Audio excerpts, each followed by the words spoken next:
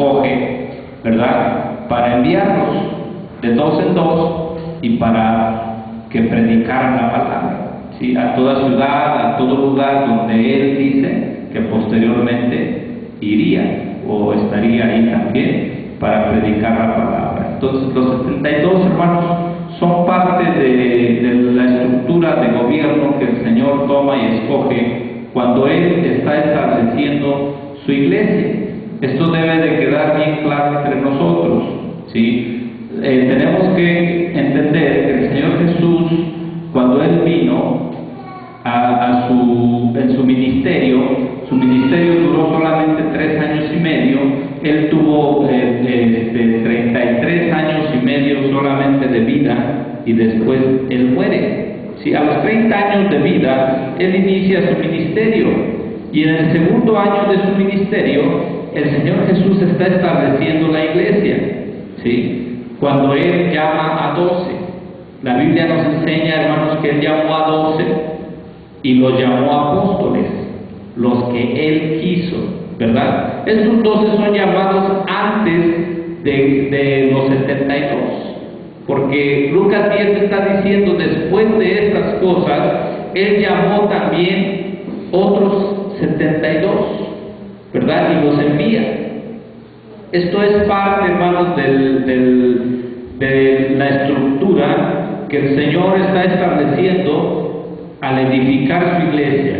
Entonces, una de las cosas muy importantes que el Señor empezó a hacer es empezar a edificar, hermanos, su iglesia en el segundo año de su ministerio, ¿sí? Él llama a 12 y les da autoridad, ¿verdad? Los llama apóstoles. Y ya dijimos, hermanos, también que los dones son 5 dones del ministerio que son establecidos por el Señor para la preparación, en este caso, hermanos, de la misma iglesia. ¿Por qué el Señor dio estos dones? Porque es la forma en cómo Él iba a capacitar y a fortalecer la vida, hermanos, de la congregación o de la casa de Dios, ¿sí?, de la gente que tenía que ser preparada o capacitada, y tenían que entrar en función estos 5 dones del ministerio, ¿sí? El primero de ellos, hermanos, lo registra la Escritura, es apóstoles. Por eso es lo primero que llamó fueron apóstoles, ¿sí? Entonces Él establece apóstoles, profetas es lo segundo, ¿sí? Y llama a Él 72 profetas, ¿sí? No más. Es lo que nosotros estamos analizando ahorita. Llama 72 profetas. ¿Por qué, hermanos? Porque el Señor Jesús solamente está estableciendo lo que ya había sido manifestado desde el tiempo antiguo, ¿sí? En el tiempo antiguo, hermanos, tenemos a un hombre llamado Moisés, que él llama 12 príncipes también, establece para las 12 tribus de Israel, y posteriormente también él llama 72 y les llama profetas y los envía a predicar, hermanos, también la palabra, ¿sí? Eso fue en el orden antiguo, en el Antiguo Testamento. Estoy hablando allá en el libro de Números, ¿verdad? Y estoy hablando ahí en el libro también, hermanos, de Números 17, ¿sí? Así es de que este orden estaba establecido desde el tiempo antiguo. Nosotros vemos continuamente en el Antiguo Testamento, hermanos, el número 12 y continuamente el número también de 72, ¿sí? Así es de que el Señor Jesús lo que está haciendo no es nada nuevo, simplemente Él está estableciendo lo que fue desde el tiempo antiguo. Entonces Él llama a 12, edifica su iglesia, empieza a edificar su iglesia, hermanos, y la empieza a fundar, ¿sí? Porque sobre estos principios o sobre estos fundamentos es que Él iba a fundar, hermanos, la iglesia para que se mantuviera la iglesia sólida, la iglesia firme, ¿sí? Esto nosotros lo podemos comprobar, hermanos, a través de las Escrituras. En el libro de Efesios 2, versículo 20,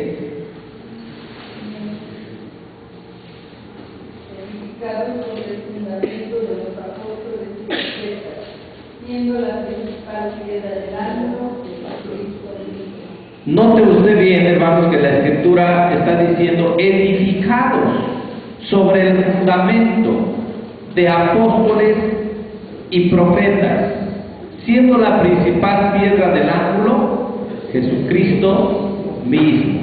¿Sí? Pero Él está diciendo, hermanos, que Él es la piedra principal, Él es la piedra fundamental sobre la cual fue edificada, hermanos, la iglesia. ¿Sí es cierto? Mire, la iglesia católica, hermano, romana, piensa que la principal piedra sobre la cual fue edificada la iglesia fue Pedro. ¿Por qué?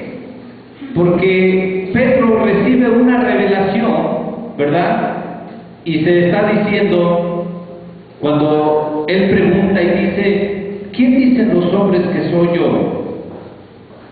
Y dicen, unos dicen que eres Jeremías, otros que eres Elías. Pero ustedes, ¿quién dicen que soy yo? El Hijo del Hombre, ¿verdad? Está hablando Jesús.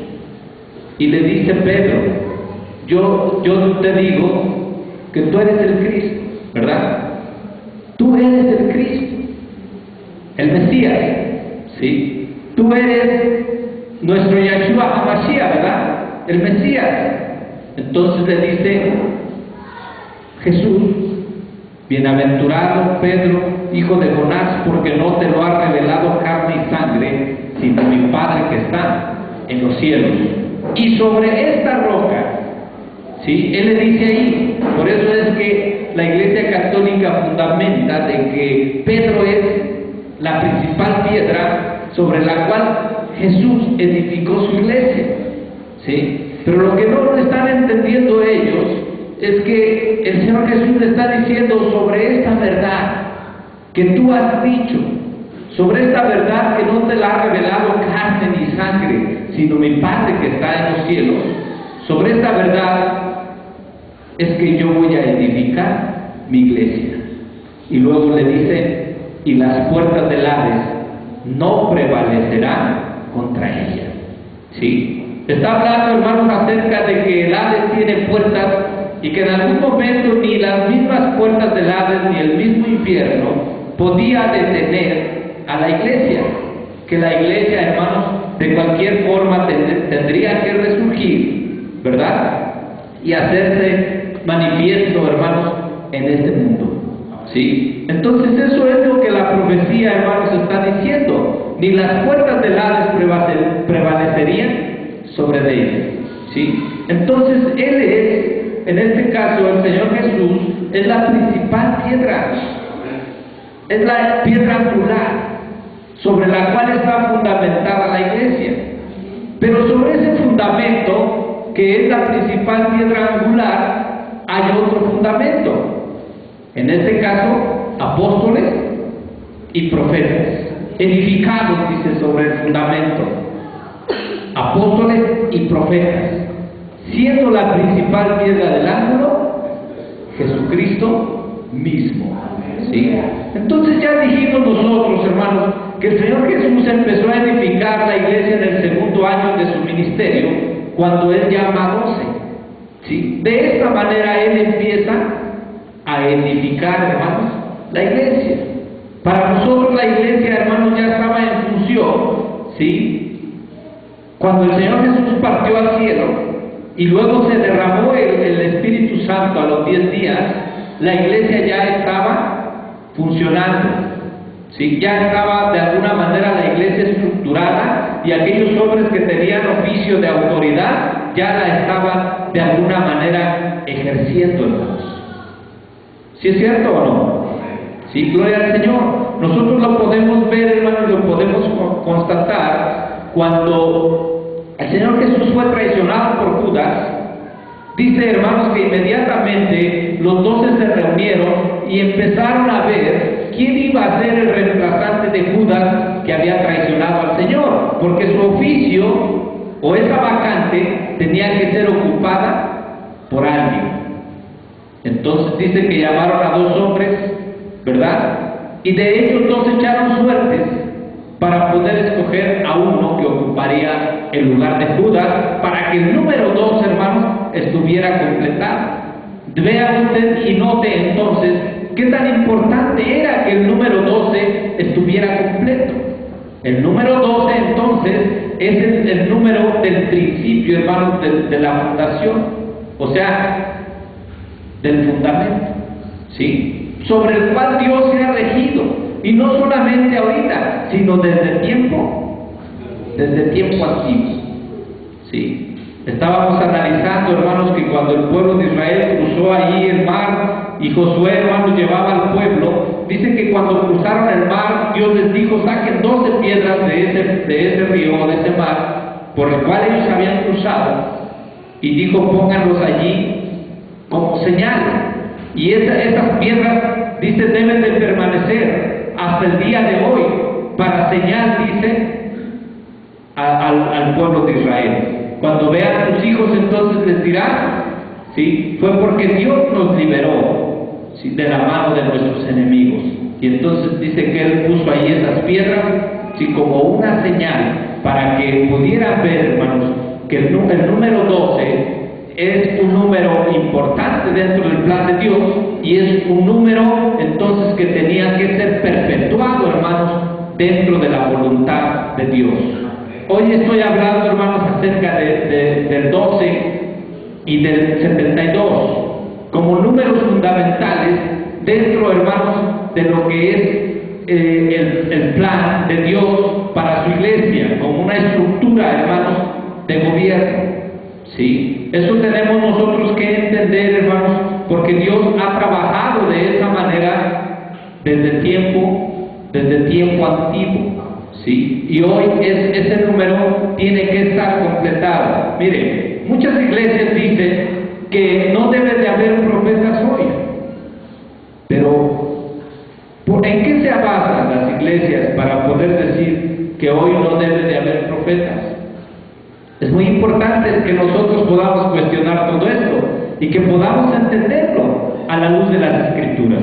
Yo quiero que vaya, hermano, al libro de Mateo 11, versículo 13, y podamos ir entendiendo también por qué las iglesias en algún momento dicen que no debe de haber profetas.